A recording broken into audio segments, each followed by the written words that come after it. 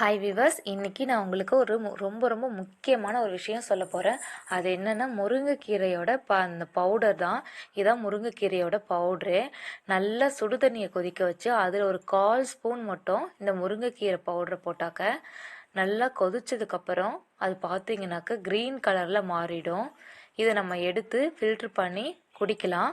இதை வந்துட்டு காலையிலையும் இல்லை நைட்லேயுமே இப்போ குடிக்கலாம். இது நம்ம உடம்புக்கு ரொம்ப ரொம்ப நல்லது.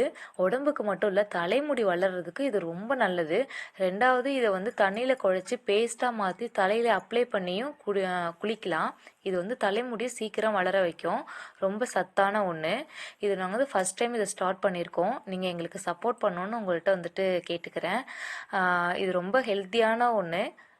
கொஞ்சம் சப்போர்ட் பண்ணுங்கள். தேங்க்யூ.